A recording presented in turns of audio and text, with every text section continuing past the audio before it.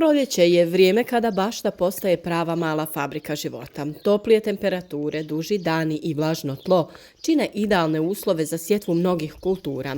I dok mnogi čekaju da prođe opasnost od mraza kako bi sadili paradajz, papriku i druge toploljubive biljke, postoji cijela paleta povrća koju možemo sijati upravo sada i brzo ubrati prije nego stigne ljetna žega. U ovom videu donosimo listu povrća koje možete posijati već danas i koje će do početka ljeta biti spremno za branje. Uz to saznaćete i trikove za bolju klijavost, zaštitu mladih biljaka i produžavanje berbe. Ne spominjemo je često, ali rotkvica je brza i zahvalna. Jedna je od najbržih kultura za uzgoj. Od sjetve do berbe može proći samo 3 do 4 sedmice. Sijete je direktno u redove svakih 5 do 10 cm, a ona voli svježu zemlju i redovno zalijevanje. Najukusnija je dok je mlada, ako preraste zna postati ljuta i šupljikava.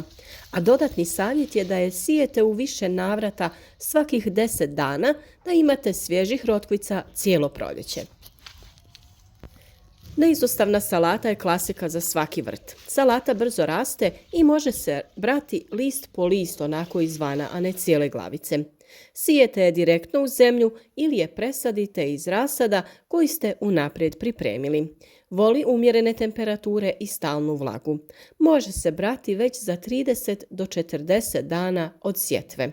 Dodatni trik, sijte je između redova drugog povrća kako bi uštedili na prostoru, ali i dobro se slaže sa nekim kulturama i one štite jedna drugu, poput luka ili graška.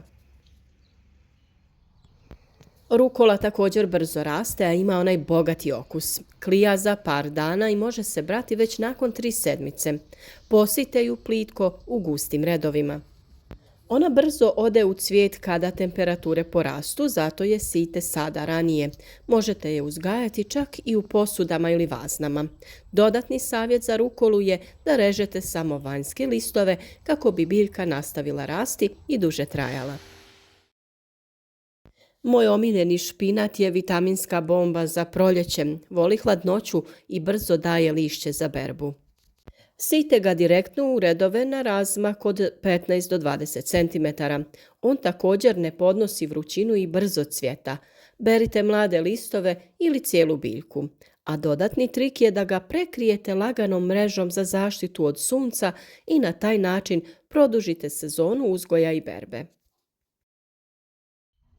Blitva se može sijati direktno u zemlju, ali se također može uzgajati iz rasada i osigurati berba više puta. Ona ne raste tako brzo kao špinat, ali daje obilnu berbu sve do ljeta. Sijte je ili je presadite, a razmak je 30 cm između biljaka. Redovno zalijevanje i odstranjivanje starih listova potiče rast novih. Može opstati i u polusjeni kako bi produžili sezonu uzgoja i berbe. A grašak je kultura koja voli svježe dane, podnosi niže temperature i voli da raste dok su noći još svježe. Iz tog razloga smo vam ranije preporučili ranu sjetvu, ali još uvijek nije kasno. Kod nas je grašak već krenuo sa cvjetanjem jer mu je godilo ovo malo hladnije vrijeme. Što se tiče sjetve, sijte ga direktno na dubinu oko 3 cm, a naravno ako ste pripremili presadnice ranije, još bolje, brzo će se priviknuti na vanjske uslove. Vjerujem da znate da mu je potrebna potpora, neke grančice, mreže ili štapovi. Bere se 50 do 60 dana nakon sjetve, a posebno ako odaberete ranu nisku sortu graška. Dodatni savjet je to da ga lako možete saditi na rubovima vrta uz ogradu ili žicu gdje se može penjati i ne zauzima previše prostora. Mislim da svi volimo mladi luk koji je brz i ukusan. Ako ga sadite iz lučica, već za 4-5 sedmica možete brati mlade listove. Sadi se plitko, gusto, pa se čupa postepeno. A možete ga sijati i kao gusti tepih u neke sanduke, posude ili gajbe. Postoje i neke rane sorte kelja i brokule. Mogu se sada sijati i presađivati u vrt, a berba može krenuti već krajem proljeća. Potrebno im je malo više pažnje i redovna zaštita od štetnika.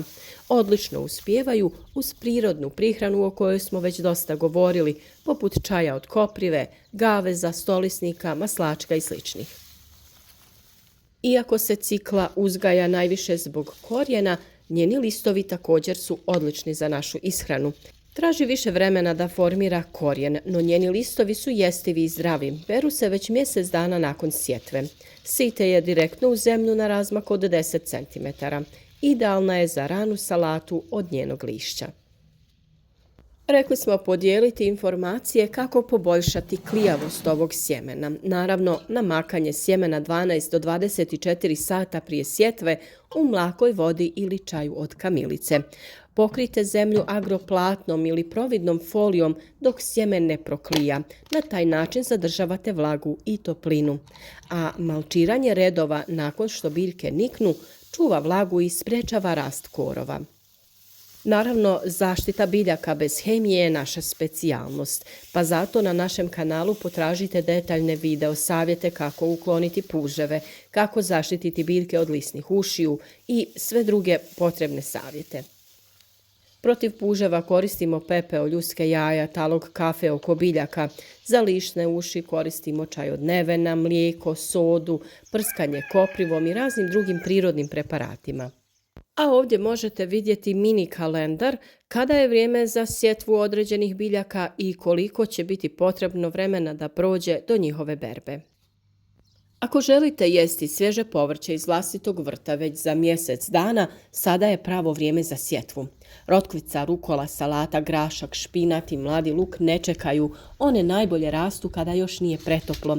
Uz malo truda vaše gredice će do ljeta već biti prazne jer ćete sve pojesti.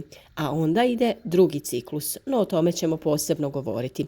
Sadnja u pravo vrijeme znači uživanje u svježem povrću bez štetnika i stresa.